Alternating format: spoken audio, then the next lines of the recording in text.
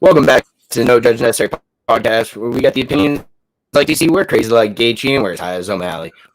With podcast for fight fans that want to see fists fly and don't want to wait on judges. I'm your host, Brick, and as always, my cornerman, Nil, and Matty P. How we doing, boys? Not bad, not bad. Yo, we're chilling. Your mic's kind of back to boof. I'm not going to front. Okay. Well, noted. Let me see if I can make a quick adjustment. Great start to the podcast here. Y'all can start talking. I will mute myself. Yeah, definitely mute yourself real quick. You're fast forwarding on us. Yeah, you're in triple time. Yeah, had definitely a eventful last card. I think there were like 9 finishes out of 11 fights, which is pretty wild. Love to see it. That's our kind of card. I mean, shit, we don't like decisions. The judges are whack. And I finally got a card for me, and I was on the clock working away. So kind of sad that I didn't get to see much of it. I got to see the main event. That was nice, but it seemed like a proper card. People came to scrap, throw hands. Can't complain on that front. What did you think for people who actually watched the fight? Yeah, we'll definitely get into all the finishes. Or can you all hear me? Yeah, it's still a little fast. Like, it sounds a little fast forwardy. Yeah. Weird. Well, while Brick fixes that, I guess I could start going over the main finishes on prelims. I think were pretty important here. Okay. I mean, Well, first off the bat, I'm seeing Danu Jung with the standing elbows over in Chesku. Yep. That was the first one to start us off round one. Yeah, he was very high. Sorry. Yeah, now I'm just hearing double.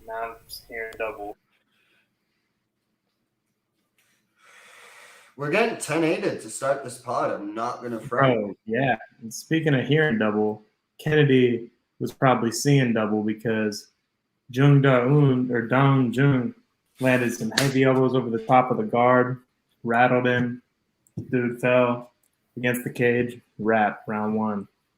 I knew it, dude. I knew that we were all against Inchescu the first time, and he fucking knocked out our boy. So we was going to fucking ride this dog like a motherfucker, and he was going to fuck us again. It was the most accurate fucking thing in the world, and I'm pissed that fucking I didn't take Dun and Jung. I knew it. I smelt it, and I didn't deliver.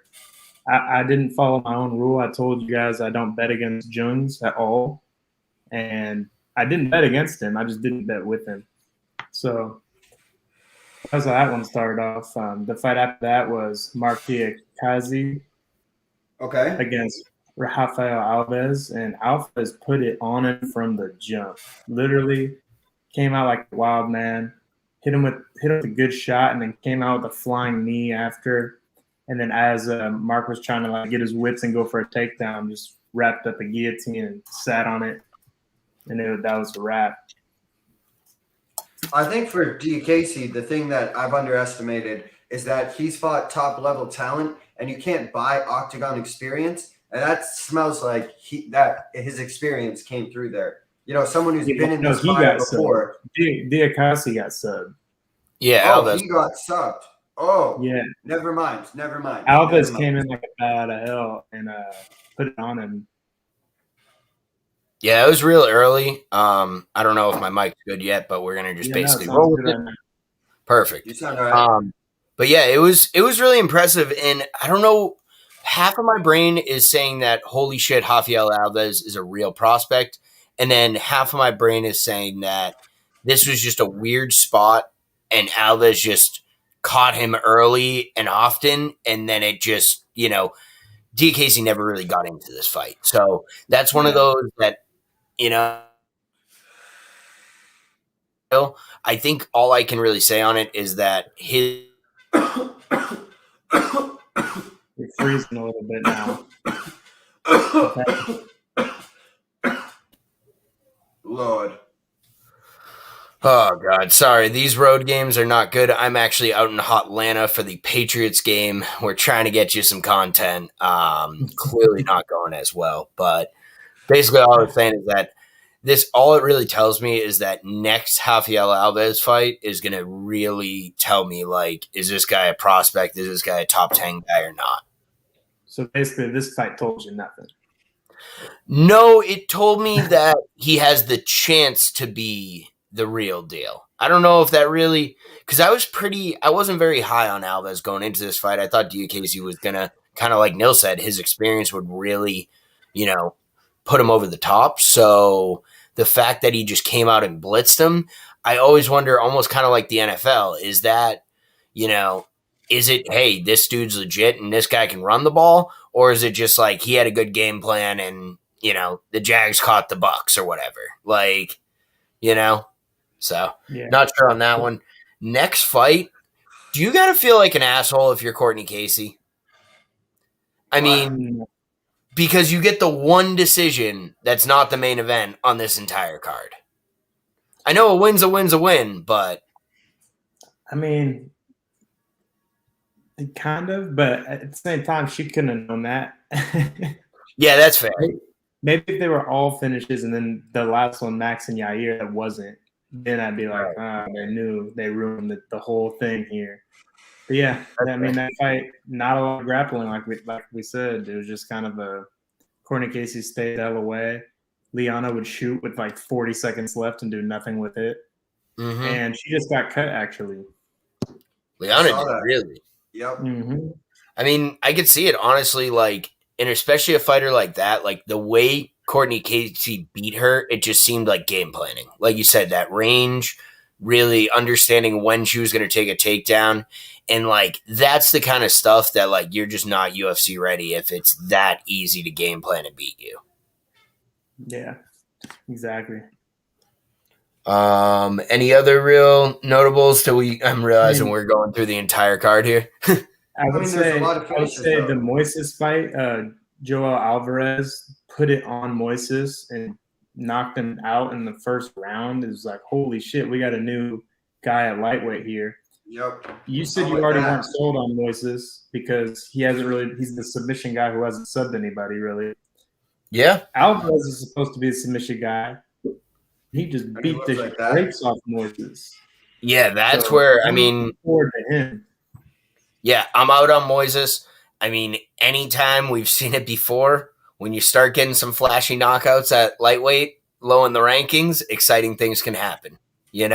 We've seen it 100 times before, and I don't want to put him right in that class yet, but he's putting himself right on those train tracks. Yeah, I mean, if his name was Islam, he'd be ranked number 5 right now. Oh, no doubt. He'd be having a number 1 contender fight. Okay, I guess the next Song Yadong, dude. Song Yadong versus Julio Arce. That fight was a banger off the rip, and Song Yadong is proven how much of a bantamweight prospect he is. Holy shit. He got some power.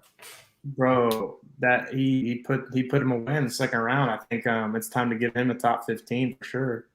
Yeah, he's someone I really want to see fight a real opponent because his power's nice, his timing seems to be elite, but let's see what that looks like against top competition. You know what I mean? Because, when you get into those rankings, like you said, everyone got power. Everyone got that timing. You know what I mean? Especially the bantamweight division could use a little more strikers like this, especially lower in the rankings. Obviously, you got killers at the top, but definitely excited for him. I think he's going to be right there. Who would you there? I feel like there's some interesting matchups for him next because I feel like that bottom of he's 135, right? Yeah, I mean you could. Let's hear the division. Spit it out. Let's hear some dudes in his area, and we'll give him a fight. I mean, you could say maybe the winner of the Sean O'Malley fight. Yeah, he just got put as number 14. We don't want to see Frankie Edgar again, but Marlon Vera, Rafael Asensio, Dom he Cruz. already won a split decision to Marlon Vera, and Marlon Vera was pissed because Marlon thought he won. This was like a year or two back. So run that back, right? Yeah, but I feel like Vera needs to step up. I think Yadong would be a good one, maybe a Marlon Moraes. Okay. I mean, that's a jump into the top 10, but I don't hate it. Dom Cruz, even, maybe get a veteran against him and kind of see what, Dom's got Pedro Munoz coming up. I think Marlon may have a fight book too, to be honest. Okay. But I mean, it'd be looking back a spot, but I wouldn't hate Cody Stamen either. 14, 15, I would bet a lot on Song on that fight, to be honest. Agreed. But let's get on with it. I think, speaking of power, we got Chaos Williams. Let's go over this one and then the Ben Rothwell fight. Okay. Yep. The Baeza and Chaos Williams. I'm seeing a third round KO, so this was not what I anticipated. He was looking 1-1 until the third, and I thought Baeza was going to win by decision. And I had that in my bets. Chaos just said, "Nope, we're taking all your money here," and I probably won't do that again because you can't bet against somebody named Chaos in the fight. Yeah. I mean, it really impressed me because, Chaos has obviously shown these highlight knockouts and everything, but this was kind of the performance that I wanted to see out of him. It wasn't the most dominant, for sure. It was a close fight, and, maybe you could say against a guy like Michael Baeza, maybe you're going to struggle when you get higher up in the rankings if that's kind of the fight you put on. But to see when he looked like he was sort of getting a little gassed, sort of looked like the fight was swinging the other way, he still has that vicious knockout power in the third round, and that's terrifying. Like, honestly, because usually, like we talked about, even Nil, I think, said it on the last pod, like, these kind of guys just wear them out, weather the storm, get out of the first round or two, and then you just coast home. Not so fast. Not so fast. And then my lock of the night. I fucking told y'all. I told y'all Ben Rothwell was not going to win this fight. I had a feeling. I was so convinced. It was more off the record of the other guy. And he broke his own curse. He looked like Big Ben Roethlisberger out there. Yeah, it was kind of weird. I feel like, and maybe this is the problem, I feel like Ben Rothwell looked in the best shape we've seen him in about 5 years, and I think that's an issue. Like, he's a dad bod fighter, and he needs to stay that way. He probably got someone in him doing some CrossFit, and, he got a new vegan girlfriend or something, lost 20 pounds, lost 15, tried to put on some more muscle. Whatever the fuck it is, it ain't working. No. I mean, DeLima just stood there and was all of a sudden like, yo, I'm going to explode like a tornado. And he fucking landed one. And once he landed one, it was on. I mean, he went for the finish, so props on that. All Rothwell had to do was get past like 2 minutes into the fight, and he would have. You think it was a fair stoppage? Over time. Yeah. Good stoppage? Yeah. I mean, Herb definitely was he fumbled that one for sure. Like, you either pick or you don't. I mean, I could see it. Yeah. I probably would have called it because Rothwell looked like he was going for a takedown, and I bet on Rothwell, so I wanted him to win. Yeah, the only problem I had with the decision was kind of, Dana alluded to it, like how he was sort of like half in, half out. He was like getting into it. Like, I think he touched DeLima's back at one point. No, if you touch a fighter, the fight's done. It's over. That's it. And the only other time is a submission, and you grab their arm to check pulse, like right. You're so good. Only other time. That's the only 2 times you should ever touch someone in a fight. And Herb Dean broke that rule. You can't touch it and let the fight go on. And that's what I think is tough about this fight, because I do agree with when the stoppage happened.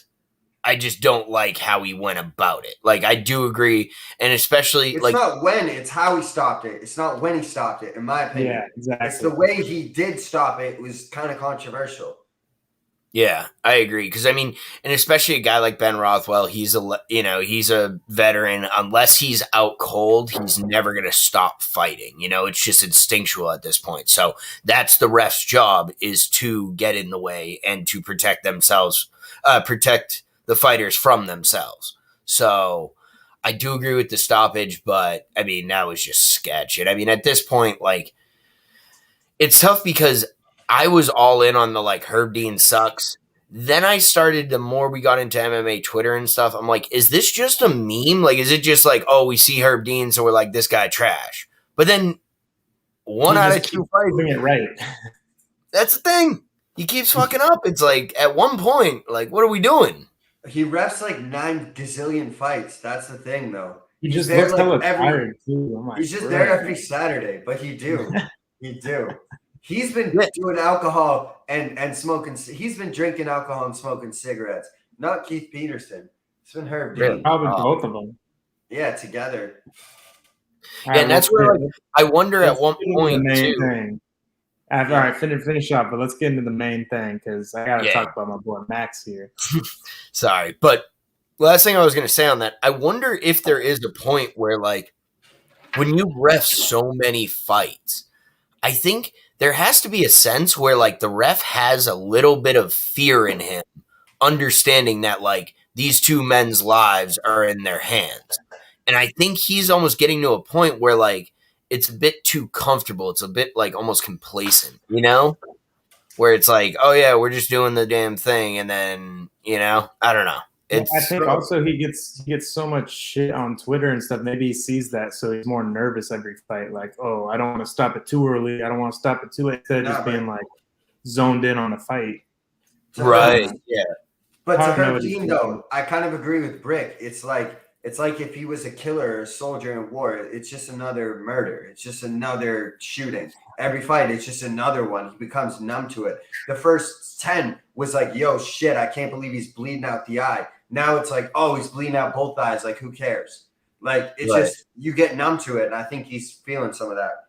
But yeah, let's hop in the main event. Matty P, what do we got? Go off, King. My boy Maxie Baby over here. Taking on Yair. Damn near one of the fights of the year, in my opinion. I was stressed. I was pacing. I wasn't like McGregor pacing with my shirt off and having someone record it. But I was definitely up and standing. I was getting into it. Yair was impressive as hell. I thought he damn near won the first 1.5 rounds. I think he won, and then Max kind of started pouring it on after that. I was nervous, though, after that first round. I'm like, ooh, shit, Max in for it now. But he started grappling, doing his thing. Everyone's giving him shit on Twitter, I've been noticing, but it is what it is. And that's legit.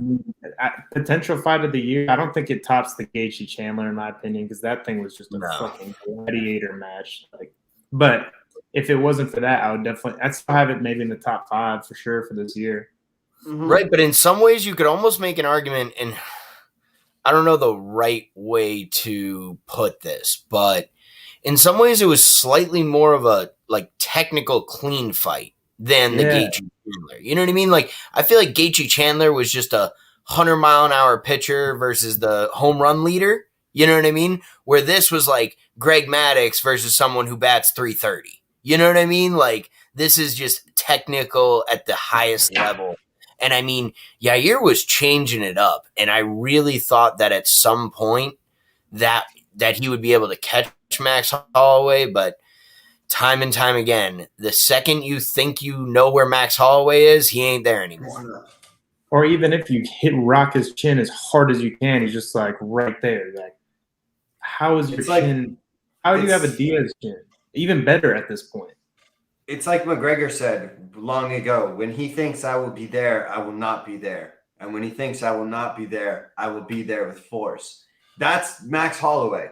That's what he does. He's so good at in and out, counter striking, and coming forward. I think he's best at counter striking. He was sitting in the pocket and just pull counters. Wait, pull, and just sit back, bam, bam. Come back, bam, bam. Just wait for you to strike and just hit a 3-4 punch combo in return. He's so good at it. And yeah, like you said, in this fight, he mixed in some wrestling, got some takedowns. I thought Yair did a great job at trying to slow down Max by attacking the leg early. I thought that was really smart. I thought it was going to pay off, but obviously as the fight went on and we saw the photos afterwards, his foot was chewed up. So I can see why it stopped. Because leg kicks are like money in the bank. You got to deposit that shit.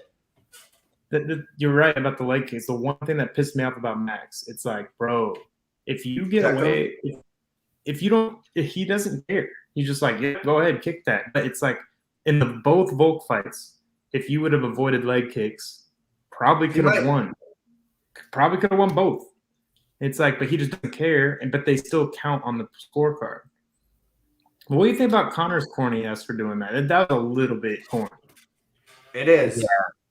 Yeah, I like Connor still, but I was just like, what, did you have your wife record this? Like, hey, babe, come over here. I need you to record something for me. Yeah, not gonna lie, that was sort of why I kind of was sort of out on that, because especially, not saying that we're anything too legit, but like, as I've started producing content and stuff, you have to like consciously think of making a video. You know what I mean? Yeah. So like he went over to his wife and was like, "Hey, you're gonna shoot this," and she's probably, well, realistically, it wasn't his wife; it was definitely Dylan Dennis. But yeah, it's like, hey, the fight starts in 30 minutes. Get ready. But that's what like do some push-ups and get a little swollen. And I'm walking. Right, his wife's just sitting there like, "Can we make this fucking video?" And he's like, "Hold on, I gotta get my shirt off. I gotta get a pump in, like all this shit and stuff." So it's just, I mean, I love blindly, supporting McGregor, but this one, because especially where I blindly support McGregor, even when he says some dumb shit, is it's usually at least funny. You know what I mean? It's at least entertaining. Like this one just seemed just corny. Like it just seemed like, bro. And especially if this was 5 years ago and he was still on a 7-fight win streak and he was the champ or whatever or something, well, if he was like 24, I'd be like, yeah, bro, you're mid 30s right now. If I told you in 3 months that Conor Max 2 was gonna headline a pay-per-view, you'd be amped. So like it's all worth it. You can say it's corny. You can say I'd be amped regardless if he did that or not. Oh yeah, no, I was waiting for the Conor tweet. Like I knew it was coming. Holloway was fighting. We knew it was coming. I was just hoping for a more like funny and like the classic like, this fucking pussy can't fucking beat me or whatever. Like, and then start a Twitter engage and stuff instead of just like, I don't know, he was stalking his cat or something. Like that dude's a dad. I know he's a fighter, but like, what if your kid just coming in and like, why is daddy strutting with his shirt off in the living room? Like, what are we doing? Hey, don't allow the kids to come in my room for like 20 minutes. I mean, I'm saying, dude, like, what are we doing? But good transition into there. Let's get a little MMA news here. This is my MMA news right now. Hot take. Next fight for McGregor's Holloway. Yeah, I honestly think that makes a lot of sense because I was going to kind of bring it up. I guess we'll kind of stay on the recap a little bit. But obviously the trilogy situation's a little bit different with Max Holloway. But I think he's getting a little bit stuck in the kind of Robert Whittaker spot where he's better than the rest of the division, but he's not as good as the champ right now. I know Matty P will disagree with that, but at least in the court of public opinion right now, that's where he's at. So I think the McGregor fight makes the most. I think the McGregor fight makes the most sense at this point because it's going to be a massive money fight. It gets the casuals' eyes back on him. If he wins it, which with the current run of form of Conor McGregor, not a horrible chance that he actually wins that. Max Holloway would murder McGregor in a second fight. Would murder this cat, bro. I don't want to admit it. I disagree completely. I don't see this fight happening. McGregor tweets every weekend at every fighter who gets attention that's not him. Yeah, and but it's different. It's different with Max Holloway. I think Max is definitely on the shorter list, but he wants Dustin. He wants Max. He wants this. He wants that. The lightweight division's going to go running, and it's all going to be politics, and he's going to fucking bounce and try to get the best fight he can. You know what I want? And the only one he's going to get is Holloway. I like McGregor Chandler. I think that's a great call. That's a cracker of a fight, I'm down, but I don't think it'll happen. I think everyone will play politics to get to the belt and won't want to fight each other, so he'll dip off and fight Max, and it won't even be for shit. It'll just be for millions. And he'll get whooped in 3 rounds, and he'll be fighting Jake Paul in 18 months. And that's honestly why I want to see. But that's sort of why I think Holloway might take the McGregor fight, because at this point, I think he's starting to look at his career as a whole and legacy, and like everyone's gonna remember that first fight. So if he can at least, even though the hardcores and us will know, like, all right, this isn't the same McGregor you fought. If he gets that win, you know, he's been a champ. He's fought in for the championship. He's been in one of the best champion fights of all time. And now he's 1-1 against one of the greatest lightweights of all time. You know, like, I think that does open up a lot of doors for him and at least gets his name back onto the main scene, because, like, as much as I love that card and it was electric, and I do think all the finishes definitely helped push viewership, I don't think, like, every casual out there was watching this Yair fight. They should have been. I hope they go back and watch it, but I don't think that was really, you know, driving the eyeballs. I think the fight between Poirier and Oliveira will determine a lot, because if Poirier loses, I can see him fighting McGregor again when he's healthy, to be honest. McGregor's going to want that. He's not counting the third one, the broken leg, whoop-de-whoop. And Max already has a win over Oliveira.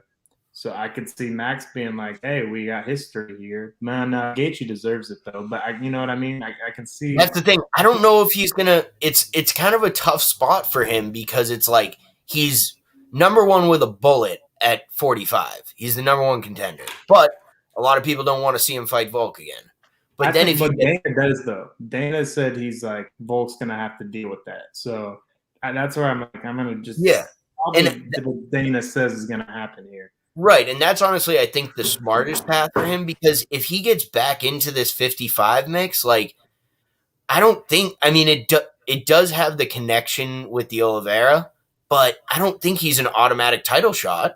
So does he even want to get back into that top 5 and have to fight a Chandler or one of the, you know, Gaethje again or something, you know, like one of these guys that, like, is that even what you want to do? You know, like, that's also the problem with especially a guy like Max Holloway, who's in his own fucking world. Like, what does Max want at this point? I think what Max did, I think Max, Chael Sonnen said this best, because Chael Sonnen knows all the games and the ins and outs and everything. And he said Max did the most genius thing ever by not calling out Volk.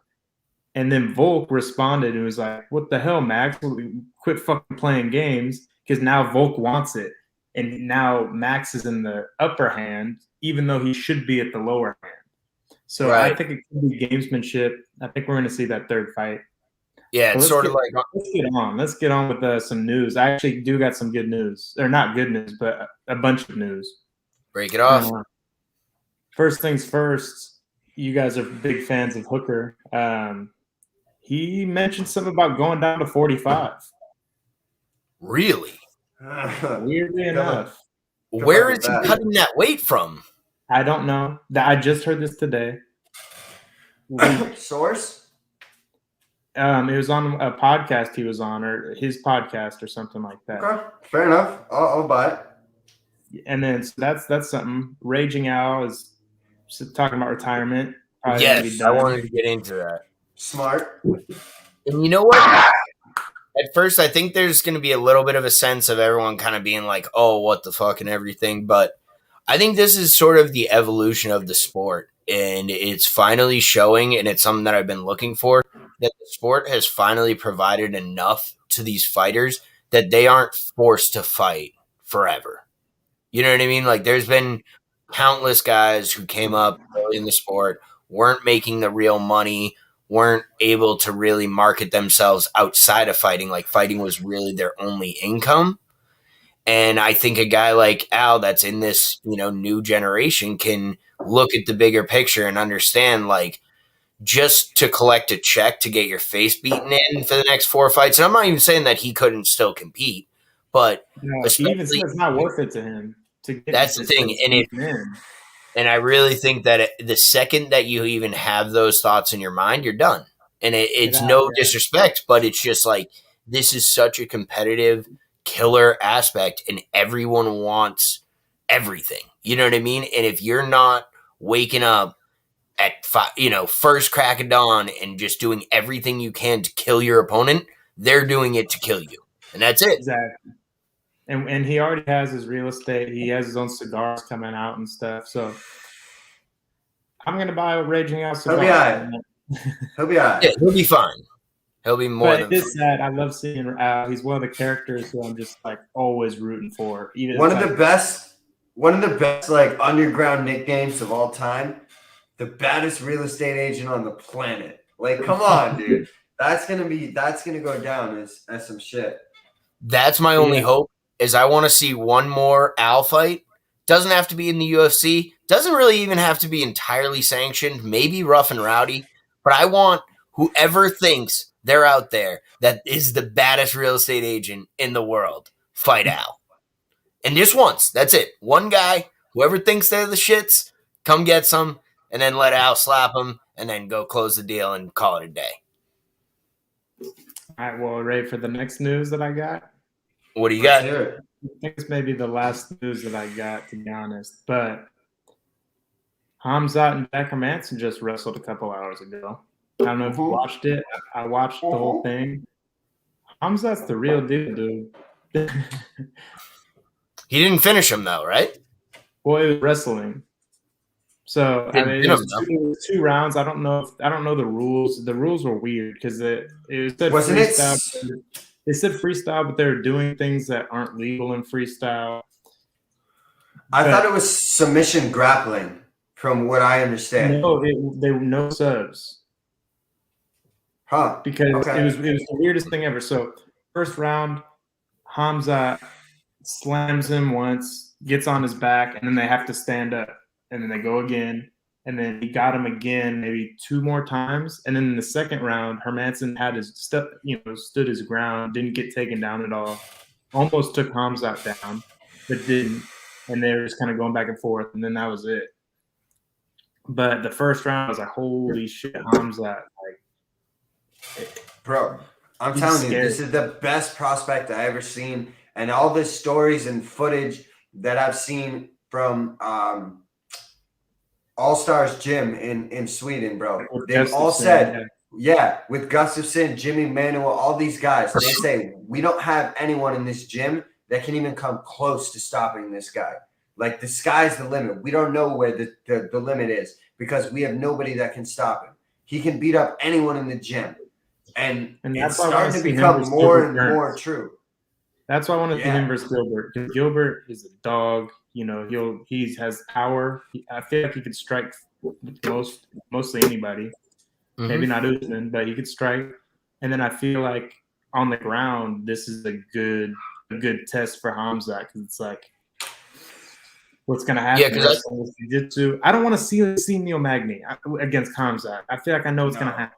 He's going to ragdoll Neil Magny, and I'm not interested in that. Chiesa just did. And I'm just like, I don't know. Nah, Gilbert Burns, great fight.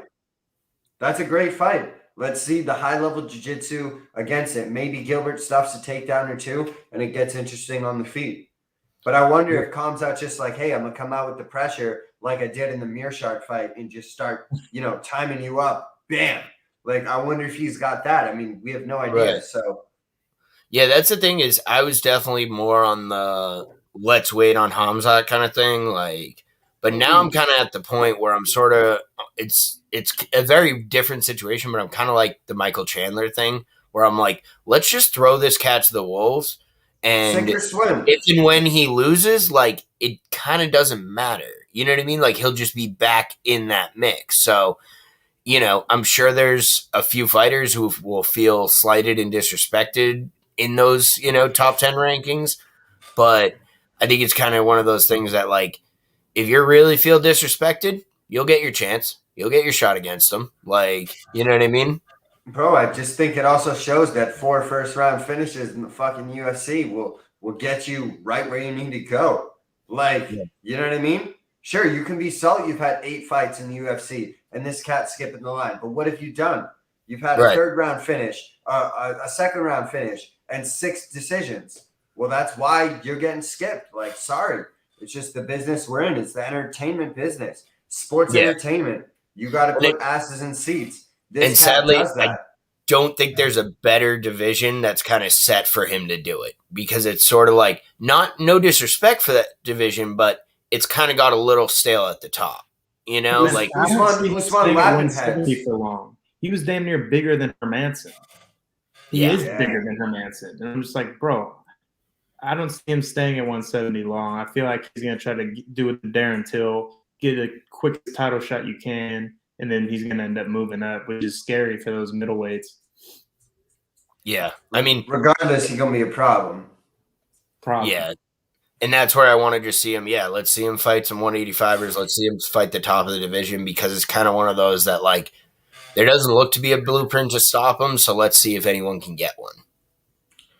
I think he will lose at some point, but I think the next time he loses in the UFC, he'll be champion. You mean for the championship? No. He will be champion the next time he loses. He ain't beating Usman. It ain't happening. I'm going to just keep telling myself that until it happens. What if he McGregor, Aldo's Usman just knocks him out in the first round? He's going to murder Usman. I'll cry. I'm riding the train now. I was against it. I mean, if he goes – I like Gilbert a lot, so. He's going to piece Gilbert. I'd be scared to bet on that one. Man. Let's get into some pre-fight diaries, fam. Yeah. Let's do it. First fight. It's like that. I got it up. You got it now? Yup. I can try it. No, we got Luana Pinheiro, 9-1 out of Brazil, taking on Sam Hughes, 5-3 out of the USA in the female 115 division. This is just a hilarious fight to me. I don't know why. It just makes me laugh. Like I got Luana all day. Yeah, it's just like, is this fight serious? No disrespect to Hughes by saying that, but like, what are we doing here? It just makes me laugh. Not like so fast. Really? Sam Hughes. No. I think Luana Pinheiro is not that good of a fighter. I think she's very green to the sport. I think she has a lot to prove. I'm not saying that Sam Hughes is elite, but her 2 losses in the UFC so far are against 2 of my favorite prospects in this division, in Tisha Torres and Loma Lookmanin, which we're going to talk about later. But that's kind of where I'm at least getting a little more faith in Sam Hughes, that I'm like, I think she just got thrown to the absolute wolves. I think those 2 losses are going to age extremely well. I think both of those fighters are going to be top 5ers within probably the next 12 to 18 months. So I'm okay saying that. And especially, I looked at the odds. Plus 333 on Sam Hughes, minus 455. Luana hasn't shown me shit to be a minus 450. Yeah, no, I agree with you there. But I'm not touching this fight with a fucking 10-foot stick. Oh, she's on a 7-fight win streak. The fuck you mean that's not enough to be minus 425 or whatever you just said? This is right at what? This is exactly what I thought. These are literally she's fought with Marcos in the UFC. That doesn't tell me shit. Right, and she lost. She's won 7 in a row. She's won 7 in a row. One of them bouncers that are outside of a club that Dylan Dennis couldn't beat. Are we serious right now? She was fighting throughout Brave. Are you guys serious right now? No, she was fighting throughout Brave, which I'm not going to disrespect Brave, but it's a lower level. She got a 2-minute knockout on Contender Series, which doesn't tell me shit. Sam Hughes is 0-2 in the UFC. And then she lost to fucking... Yeah, and then she won against Randa Marcos because Randa Marcos threw an illegal up kick. So, as far as I'm concerned, she doesn't have a real fucking win in the UFC. Days. You're going to sit here and tell me that this chick that's 0-2 in the UFC at 5-3 against somebody who's 9-1 doesn't deserve. Because I'm not going to just blindly look at the fucking records like that. I'm still picking her to win. I'm just saying. I think it should be like more of a minus 200 situation. This is borderline immortal lock for me to take Pinheiro. Have fun with those odds. This is like money in the grave, fam. Like first fight. Like, have fun. Well, you're gonna have to spend $700 to do something here. Yeah, I mean, 0-2 is bad, but 0-2 to Tisha Torres and Loma is not that bad. I think there's a lot of fighters in this division that if they lost those last 2 but had a couple wins under their belt, to lesser fighters, we'd be singing a different tune. So I'm just not going to – I'm not saying Sam Hughes is a fucking lock by any means. I'm just not sold on Pinheiro. All right, next fight. We got Shailan Nordembeki, 19-7 out of China, taking on Sean Soriano, 14-7 out of the USA in the men's featherweight division. What do we got on this fight? Bro, I got no fucking clue. That's what I got. Yeah, I literally thought the same thing. I'm First like, off, okay, I'm like, I don't who want was to bet this on guy Sean from Soriano China? because he gets getting subbed every 10 seconds. And I don't even know this other dude really. So I guess I'm going to go with the new dude. Yeah, that's what kind of worried me because doing the research a little bit, Nerden Biecki, I believe. He seemed like most of his finishes were by striking or knockout. And Soriano loses, but he doesn't lose by knockout. He usually, like you said, gets snatched up, that neck gets snatched up. So that's where I just don't know. Like, if you're trying to knock out a guy who doesn't get knocked out, I don't know where I really stand on that. But to be fair, I don't give a fuck about this fight. Fair. I'll throw out the odds and we'll move on. Minus 277 on Sean Soriano, plus 215 on the guy that Vegas can't pronounce. I'm taking the plus 215, dude. Let's go. I agree. Next fight. All right. Next fight, we got Cody Durden, 11-3-1 out of the USA, taking on Keelang Iori, 18-8 out of China. A little bit of back-to-back run on Chinese fighters here. They're making a presence, especially on Contender Series. They're all getting shots. The Mongolian Murderer, great nickname. Ooh. Last fight lost to Jeff Molina, but I kind of like this cat. I don't know. I like the last name Durden. with the name like Durden, it has to be good. Yeah, I don't know where not necessarily has to be good, but I just like that last name. Yeah, that's where I really don't stand. I don't know where I stand on Durden because I was definitely betting against him on Jimmy Flick, and I thought Jimmy Flick was going to be a really hot prospect, and then obviously that whole Jimmy Flick situation happened, and he is no longer in the sport. So if y'all can't beat that guy, I don't know. But I agree. I think this is I think it's a better matchup for Durden because it will probably be on the feet with Iori. He looked awful on the ground against Jimmy Flick. Yeah, but he got hit with a flying triangle. I'm not betting on the guy who lost by a flying triangle. I'm sorry.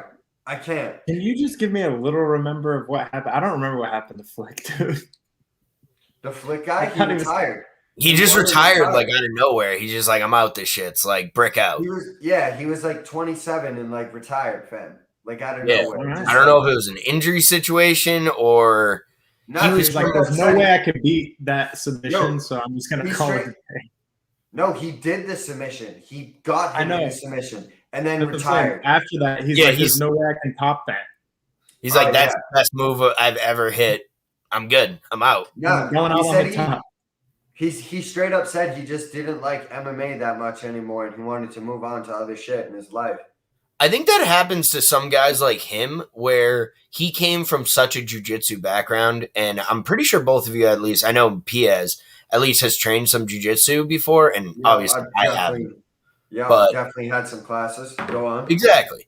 And I feel like a lot of people who really get into jiu-jitsu, it becomes sort of a lifestyle, and it's like there's the whole discipline thing, and it's just a certain like almost way of life. And then I think when they, get elite at MMA and then they transition or elite at jiu-jitsu, but then transition into the MMA world, it's a whole different world. It's a whole different training. It's a whole different, schedule and just lifestyle that I could definitely see that just being like, yo, this ain't for me.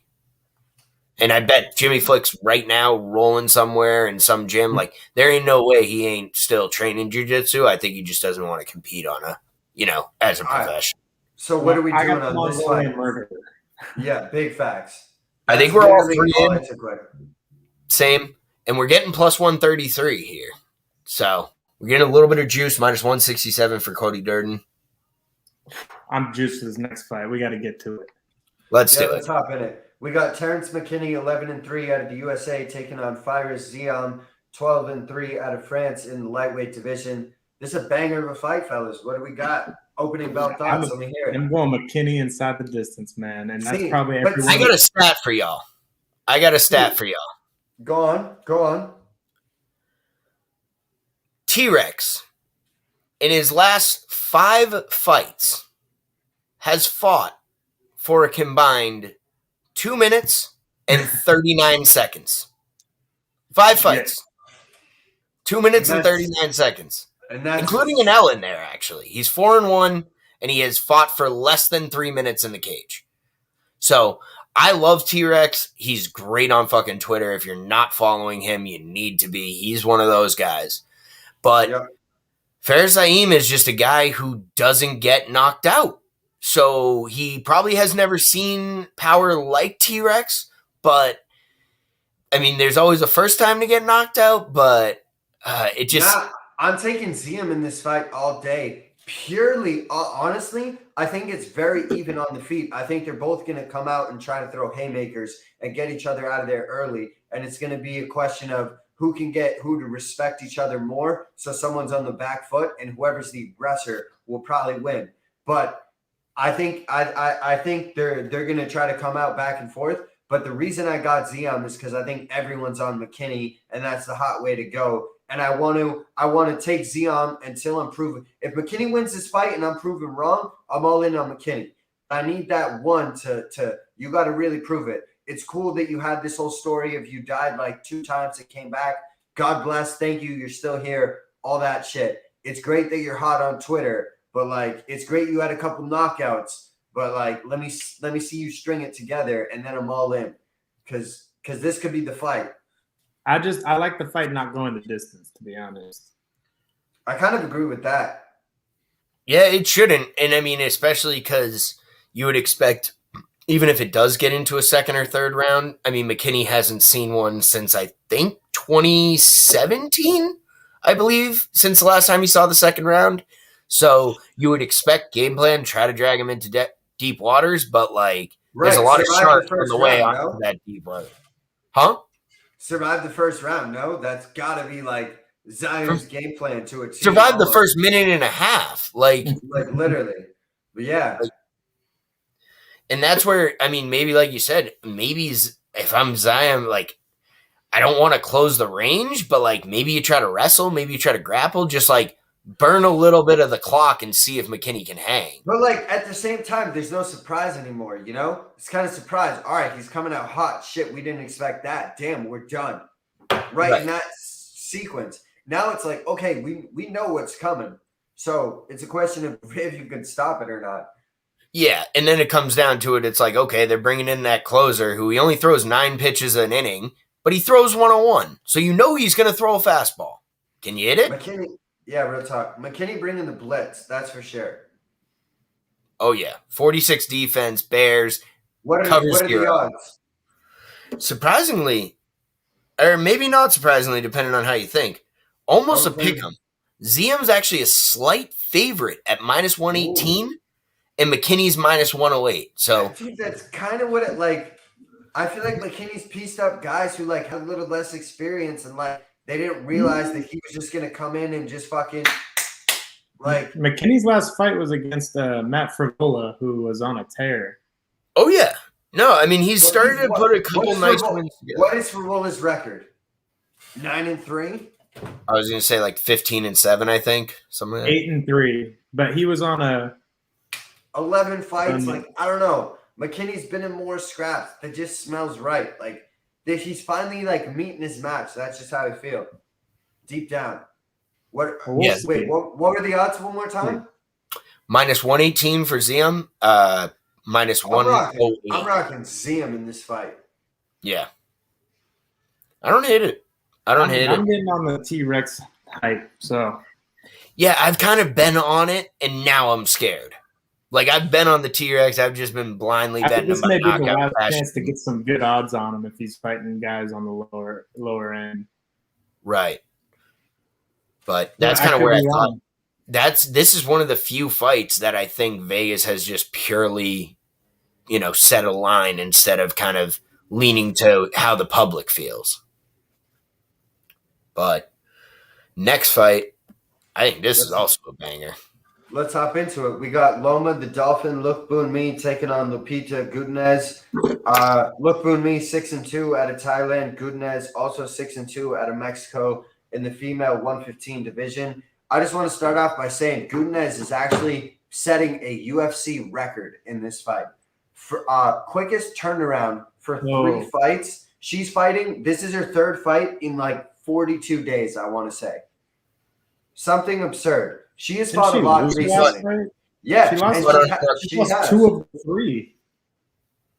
She fought Juarez on the 10th or the 9th She of fought October. Yep. And then she fought the next weekend, the 16th of October, and now she's back 5 weeks later. Gotcha. Well, I think she's losing. I think she's losing, and I think she's losing by decision. That's fair. I had to just give a shout out for Gudnes for turning around and fighting 3 times in like 7 weeks. Love it. But yeah, I think she's going to meet her match in this fight. I think she's going to want to stand and trade, and Loma is not the person you want to do that with.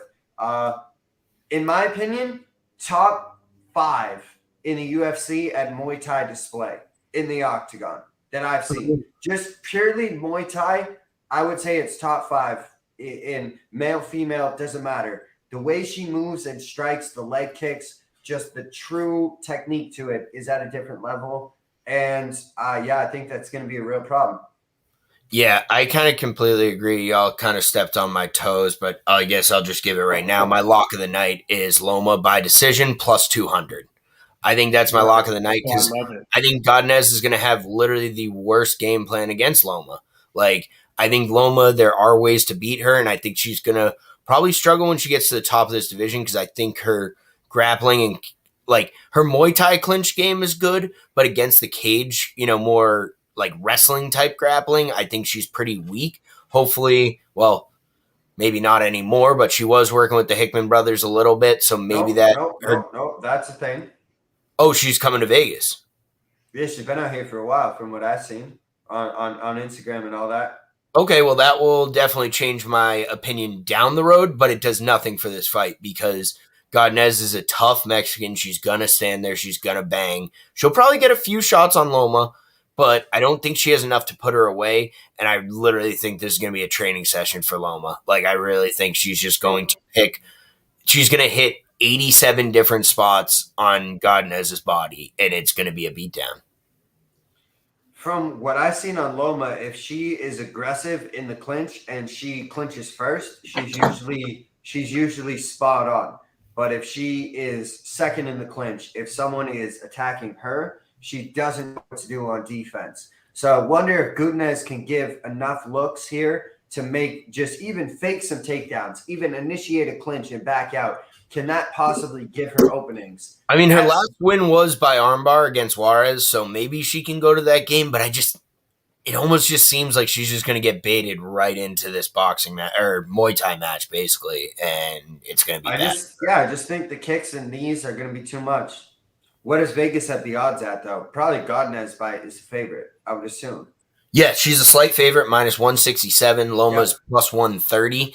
That's where it's almost like I love Loma by decision. I hate that because this is like such a sweet spot of where you take the favorite too. Yeah, identical records, slight favorite. I stopped listening to that rule ever since I lost a lot of money every time I followed that rule. Really? All right, word. Let's take the dog. Hungry dogs run faster. Let's get this bread. We're taking Loma. Someone 6-2's got to go. Next fight, we got Rafa Garcia, 12-2 out of Mexico, taking on Natan Levy, 6-0 out of Israel in the men's lightweight division. Fellas, we got opening bell thoughts on this or what? Nothing? Because I could spit on this fight if please take hey, go on. Right. I was like, I had my only slight take. I'm interested in a dude, I have no clue what the fuck's going on. I was going to say, the only thing I'm interested in is seeing Natan Levy. He looks like an absolute unit. He's, cut up. He's got every muscle in the book. And coming out of an Israeli fighting, which obviously isn't, the biggest in the world, when I see fighters out of not random country, but a not as popular MMA country, I just always assume, like, you got to be the top of the top to be noticed there. Yeah, so this is my take on the fight. Rafa Garcia has lost to Chris Gritzmacher and Nasrat Hakparast, and they were like entertaining fights. Back and forth. He lost both on decision. So like pretty bad, but like entertaining, striking fights. He likes to throw hands. Natan Levy coming off the Contender Series, big in wrestling, murder unit of a wrestler. Like, I think he's going to win this fight by an absolute landslide. He's going to take down Garcia and murder this cat. He was great in, like, whatever Israeli wrestling he came from, and now he's out here in Vegas at, like, Extreme Couture or whatever Francis Ngannou would be training at. And I know, So where do I put all my money? Put your money on Levy. I think he's going to murder Garcia. Let's to go. be fair. What are my odds? What am I doing? We are getting pretty much even odds, plus 101 on Natan Levy. I honestly love that too, because I was leaning Levy in this fight, but I don't know enough about him to know if this is going to be a 3-round wrestle-fuck decision, or is he going to be able to get that there and then in like the second round, ground and pound and finish him? I don't know. Garcia, it depends on what Garcia shows up that night, because I could see a version of him surviving it and getting to the third or to the bell, but I could also see him calling it quits because Levy's just too much. And yeah, too much on the ground. I think the pressure of Levy's going to be too much. I like it. I'm in. Like, I don't see any. This cat's 0-2. Garcia's 0-2 in the UFC, and I don't see any real good wins under his resume. And Natan Levy looks like a problem on Contender Series. So yeah, and he could be one of those, like, as we've kind of seen it, lower in the rankings, elite wrestling often beats good striking. Like, we just went off on Kamzat for fucking 20 minutes. Like seven amateur fights as well. Okay, I like it, because I was a little worried. I'm sold. I'm going to do it. I'm putting money on it. All right, we're done. All right, we're done. All right, let's get into this next fight, because I know Nil is very excited for this one. This fight, I could be sold again on this one. Yo, this fight, honestly, if I'm being honest, honestly, if I'm being honest, this fight though, it sounds like you're lying. Yeah, it sounds like it's two. It sounds like it's two truckers about a face-off. This smells like FedEx. This smells like FedEx against like UPS. We got Tucker Lutz, 12-1 out of the USA, taking on Pat Sabatini, 15-3, also out of the USA in the featherweight division. Yeah, I'm gonna be honest. Everything except a fight. I'd be really excited for this fight if it was on Rough and Rowdy, and we got like Pat Sabatini in the park. If Pat Sabatini was in the parking lot with his shirt off in front of his like dad's Italian place, and like he's like, fuck this fucker. Yeah, exactly. Like if we were getting some real trashy shit on it, I'd be down. But Tucker Lutz is a very sneaky and not that convincing 12-1 in my opinion. But I'm not gonna fucking plant my flag on Pat Sabatini either. Honestly, dude, Tucker Lutz sounds like he's been an NFL kicker for like 14 years. And I can't see otherwise. Bro, Sabatini, I just looked him up. He's got 2 subs in his last 2 fights. Yeah. And then what's his name? He says sure. Lutz just got a decision from Kevin Aguilar. And I'm not impressed by Kevin Aguilar, I'll tell you that. Mm-mm. That's where, if you gun to my head, I'd probably take Sabatini because I think he's going to probably get this to the ground and make it ugly. But, like, I don't know. Lutz has also been able to sort of just ugly up fights. If you can keep it on the feet, like, I don't know. Fights and lose. I guess he only lost 1. What, Lutz? Lutz is on a fucking... Lutz lost his first pro fight, fam. First pro fight, and he hasn't lost one in 12 fights. Yo, so. I'm taking Lutz because you know who else did that? Aguilar, I think that's not a big dub. Fucking hell, you're so right on that one. So I have no idea who to take in this. To be honest, I don't care. Who has 4 vowels in their name? No, Sabatini for surely. He's got way more eyes going on. Tucker Lutz definitely kicked a game-winning field goal for something big. So I'm taking him in this fight. He definitely hit a Super Bowl winning kick. Tucker Lutz. On his JV football team. Oh, by the way, too, odds minus 134 on Sabatini, plus 105 for Tucker Lutz. Sure. Next one, we're definitely going to wax a little more poetically about. Ooh, next fight. This is kind of a lit fight. We got Adrian Yanez, 14-3 out of the USA, taking on Davy Grant, 11-5 out of the UK. What do we got, fellas? I know this is your kind of fight. I actually got something here. No way. Hit me up. I got Giannis in the fight. Giannis has been talking how he sees a lot of holes in Davy Grant's boxing, and he thinks he'll be the one to finish him. Every time I hear that, it never works. I'm going with Giannis decision. I think he's going to beat him, but Grant's a tough son of a bitch, and if Marlon Vera couldn't take him out, I don't know. I just see it going the distance and then being like hella cool afterwards. Yeah, I'm definitely going to bet Giannis. He's my boy. I like the Giannis. I like this whole thing. Obviously, I definitely am influenced by Twitter and outside things in the cage, but I do think his striking is elite. I definitely do think. I don't know if it's the best in that division or even the top 5, but I think chill with that. No, of course not. I'm not saying he's up there. Definitely top 10 in that division to me. Boxing, strictly. That's what I'm saying. Pure boxing, pure striking. Like, I don't want to put. I'm not saying he's champion level yet, but he's got to be up there in that class, and I completely agree with that. But I think that Davy Grant is kind of that grimy Brit that knows that shit, and he's not going to be dumb enough to like stand there and bang with Giannis, So I think he's going to try to wrestle early and often on him, and I really don't know how that like really bodes for Giannis because he's been kind of this high energy, high volume type guy, and mostly going forward. But against someone who wants to wrestle you, is that forward pressure going to expose your hips, or is it going to put him in trouble? So I really think there's going to be a round where.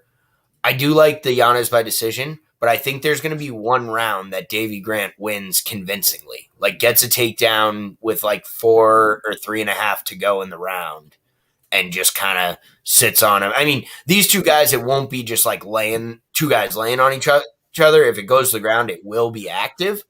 But I could just see kind of Davy Grant controlling him for a little while on the ground at one point in this fight. I think Giannis comes out hot in this fight and like puts it on Grant, and it's borderline like a 10-8 first round. Like holy shit, Grant's fucking bleeding out the wazoo, like just looks like shit, and then out of nowhere, second round gets the finish. Like this just smells like one of those Darren Elkins. I'm a big Giannis fan. I do like him, as we've said. I do not like these odds. -305 for Adrian Yanez, +235 for Davy Grant. What's Giannis by decision?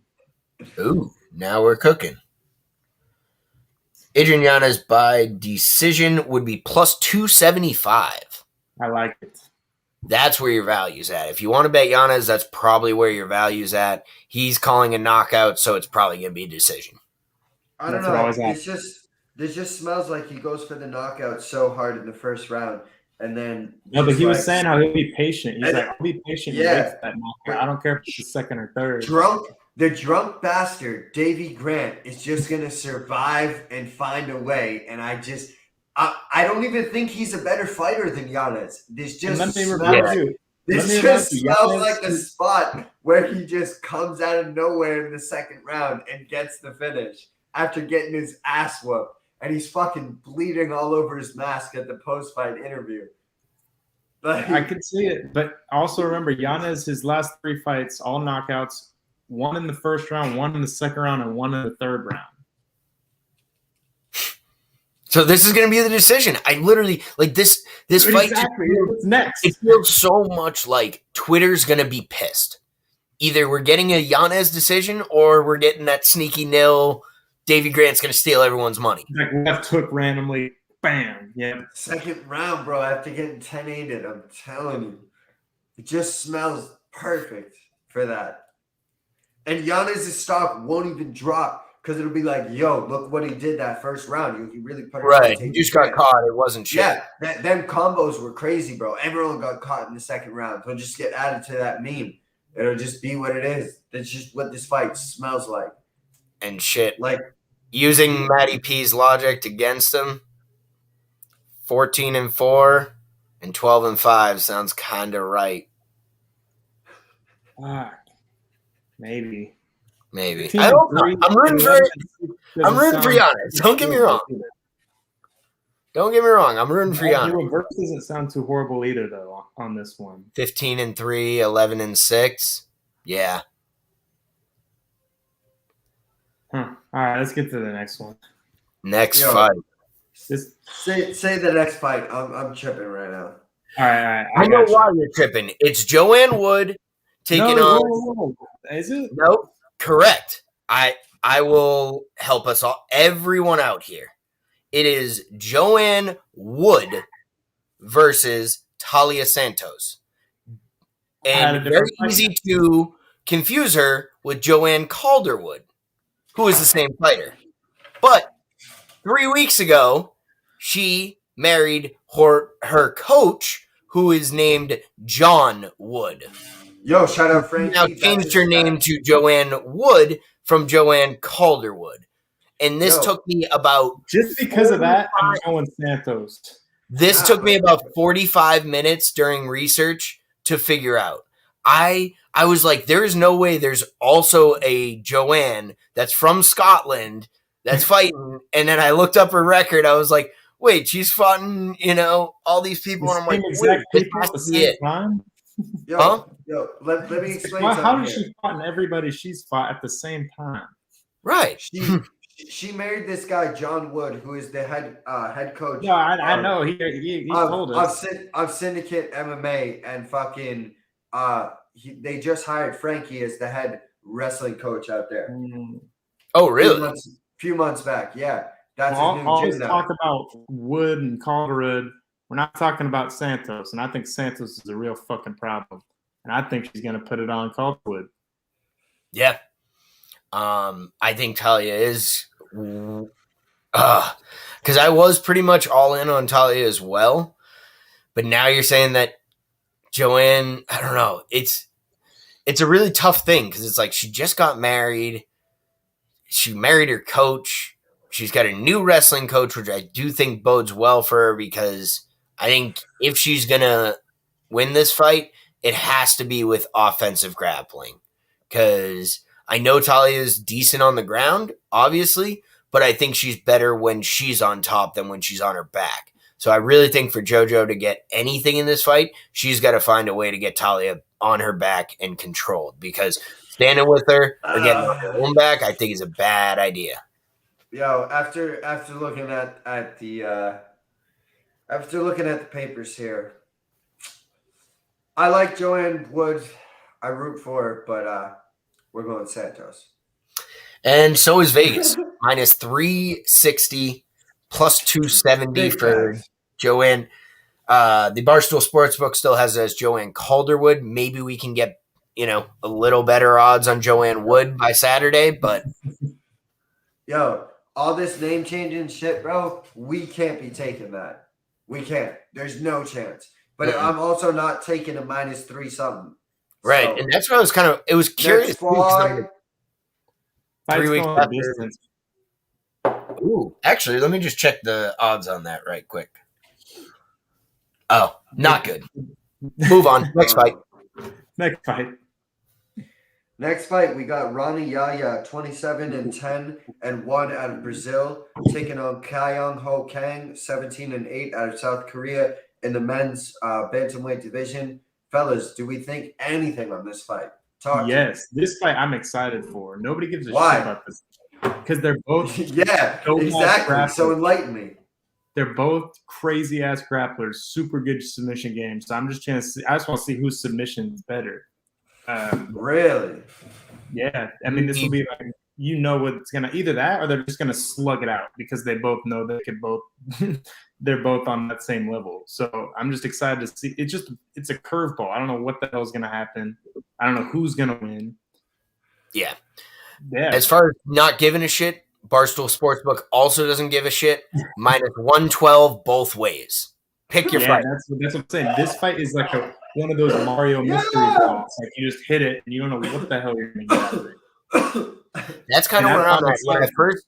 When I was first looking at dog fight, I was kind of thinking that Yaya would, have a little better of a jiu-jitsu game. Most of his losses were against more strikers, so I think he's a little more polished on the ground. But honestly, I have no idea. And now I'm kind of leaning more to what P was saying, where I think we might weirdly just get like an absolute striking battle and someone's going to sleep. Yeah, like this is such a weird one that I'm not excited. Like when I first saw this on paper, I was like, eh. But then when I did a little research on it, I was like, this is weird as fuck. I don't know what's gonna happen here. So that's why I'm excited now. Yeah, not going to be heavily bet, but definitely interested. Exactly. Next fight. Next fight, we got Michael Chiesa, 17-5, taking on Sean Brady, 14-0 in the co-main event in the welterweight division. Fellas, what do we got? This is my fight of the night. I mean, regardless of what happens, this is the fight I'm most pumped for. Like, yeah, I would say Brady the whole time, but now I'm kind of going back on it. Like when I first saw Brady, and then I'm like, I don't know. Yes, is pretty good too. Like, you want to know my first thought? Yeah, y'all must have forgot. That was my first thought on this fight. Is like y'all forgot that Chiesa nice, and I think he's gonna prove that. I mean, and I think Sean Brady's hella talented, and I think one day he could even fight for the belt, maybe even be a champion. But I think this is the fight where he takes a hurdle. 14-0, sure, he's come up from CFFC, has been a killer. He's put away everyone he needs to. But I think that's what's fueling Chiesa. He's trying to take out this contender, and I think Chiesa's got the perfect game plan to take out any contender. So I want to see this. I think it's going to be a good fight. But I think Chiesa finds a way to get it done. Yeah, he's not scared of the co-main event lights. You know what I mean? Right, and I've sort of flip-flopped on this. My initial thought when I heard it announced was immediately like way too early for Brady. Way too early. Like, I get it. He's 14-0. He's ranked 14th, but we're jumping this dude to number 7. And at this point, I'm starting to understand that the rankings don't mean a fucking thing in this division, but like at some point, slow your roll. You know what I mean? Like I just, and then my brain flipped back and was like, nah, Brady actually winning this. And then my brain's back and I'm actually more with Nil, where I think this is going to be a very good lesson for Shane Brady and will actually help his career, but he's taking the L. Yep. I really don't know, man. I'm not going too heavy, but Chiesa by decision. I'm not going to watch this as a fan more than I do want to bet. I think second and third round, Chiesa dominates. First round's hella close. Anyone's round. Back and forth. They can't get a read on who can out-wrestle who. Maybe by the end of the round, Brady or someone ends up on top and fucking steals it somehow.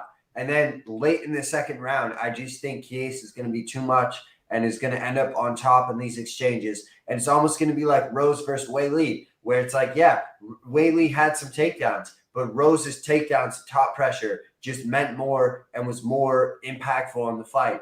And I think the third round is going to be all Chiesa. I would say 29-28 unanimous, Chiesa. That's what my mind's telling me. Yeah, I don't hate it. Real quick, let's play a little whose line is it anyways? Let's guess the line. I bet you it's close. I want to say Chiesa's minus 165. I think the opposite. I think they're randomly giving Brady way too much respect on this one and probably made him the favorite. Ding, ding, ding. We have a winner. Sean Brady is a minus 200 favorite in this fight. Yo, no chance I'm taking that shit, B. No, you best be out your fucking minds. I'm sorry. And Chiesa's huge. And the thing is, if it is a grappling match, Chiesa's way bigger, I feel like. He's big, he's long. Sean Brady's a big dude, but that matters a lot in grappling. So. Sean Brady's best path to win is by beating Chiesa at his own game. And if he can do that, he's the who's who of the who's who. But until then, sit the fuck down at 14-0 trying to come in here at minus 200, acting like you are somebody. Like, that smells not right to me. Well, that's exactly. I'm shocked. I am shocked. Or Brady at 14-1. You can just see it.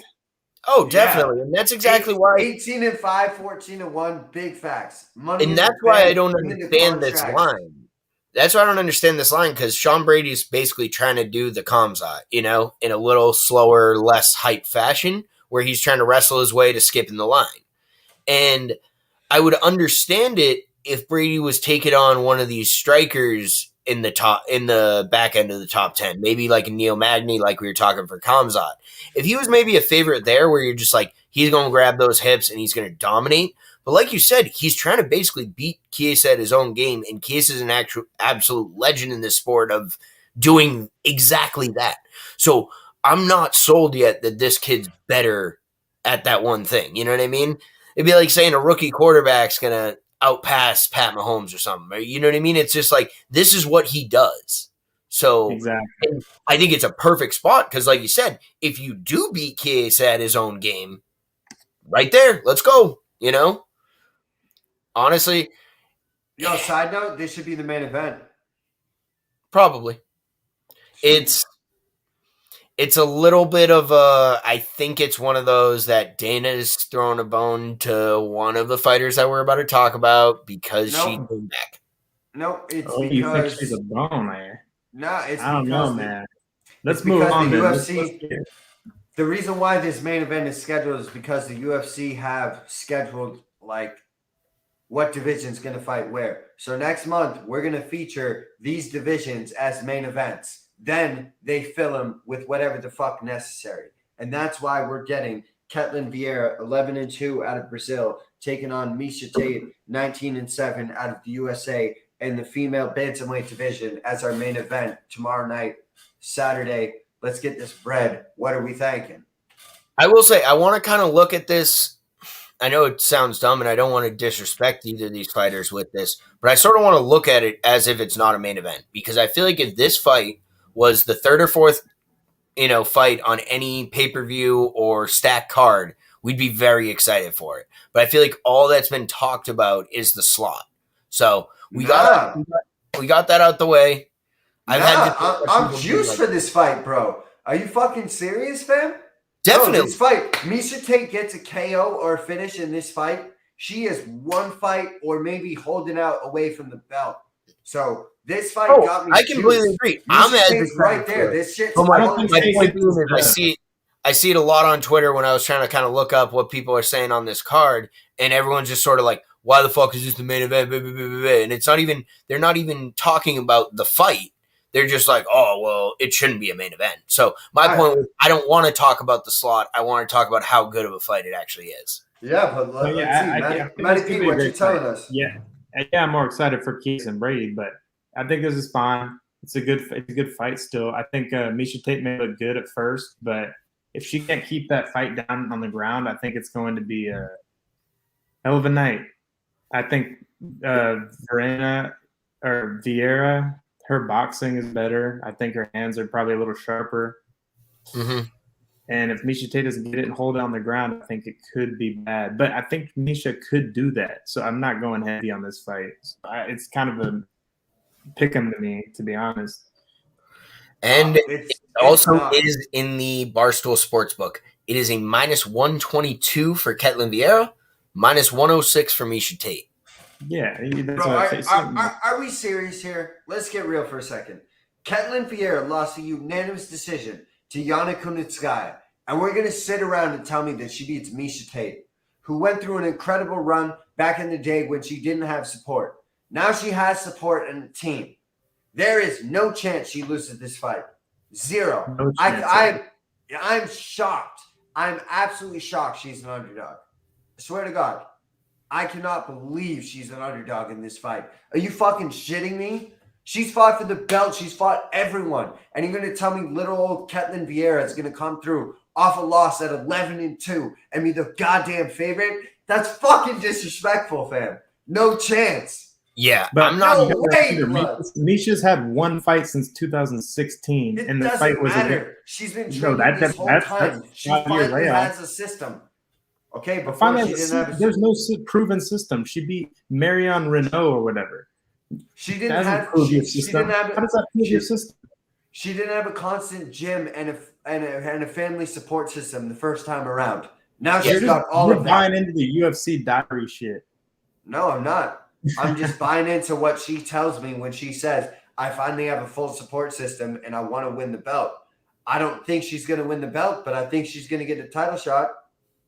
Hot take. Hungry dogs run faster. Maybe she was a little better when her fucking life was all fucked up and she just wanted to kill people. Hot take, sure. But if you want to sit here and tell me that Miesha Tate's a fucking dog to Ketlen Vieira, I mean, come on. I couldn't name 2 people that fucking Ketlen Vieira has fought. Not 2 of them. Okay? And I've watched multiple Miesha Tate fights. They're not on the same class. I cannot believe this shit. I swear. Kat Zingano, Sarah McMahon. Vieira? She lost to Irene Aldana and Yana Kunitskaya. Yeah, I'm leaning. Honestly, Nil being this confident scares the shit out of me because I was leaning Tate. But the fact that he's so all in is terrifying. It's up in the air, and I think Vieira can steal this one. And Tate has her nice family and her nice, comfortable shit. Vieira's, who knows what the hell she's on. I don't know. I just think this is Miesha Tate 2.0, and we're going to see her rise to the top. I think she's going to get a finish. You like Miesha Tate a little bit. No, it's not even about that. I just like the comeback story. It's the comeback story. The story. Do you know how those go? Yeah, storylines always work in the UFC. I think it works in this fight. I don't think the storyline works when it gets to the pinnacle of the fucking belt. I think it works in this fight. It pushes the needle just a little bit further for the next one. And everyone's like, ooh, does the story continue? Maybe not then, but against Ketlen Vieira, I think it continues.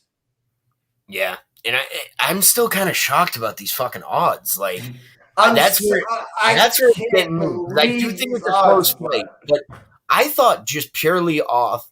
I mean, maybe people just aren't. This isn't a big gambling card. I don't know. Maybe the week before Thanksgiving, not a big weekend in Vegas. You know, like I don't know, but that's what I'm kind of saying. But usually Vegas, I feel like oftentimes will lean with the public perspective. And I thought just purely off experience and kind of fandom and this and that, Miesha would have to be the favorite. Honestly, if we're playing the numbers game, I could see 12-2, 19-8. I don't like the 20-7. No, for a legend of the game like that, I could see 20-7. Yeah, facts. I don't. Bro, I can't believe these odds, dude. Like, Vegas and everybody out there is tripping. This is my fucking absolute mortal lock. I will die on this. Miesha Tate's winning this fight. If she loses, bro, I don't know what I'll do, but we'll think of something right now. But, yo, dead ass, I'm big confident she wins this fight. And it almost scares me how confident I am. It terrifies me. Yeah. Now I'm definitely not touching Tate. All right. Last thing I'll leave y'all on. If we're really in on Tate, I think I got a nice little parlay for y'all. Plus 485 on the Barstool Sportsbook. Give me Loma by decision and give me Miesha Tate money line. I think that's 2 women that I really like. I love that. The juice on that is just so. I love that parlay. I fucking love that parlay.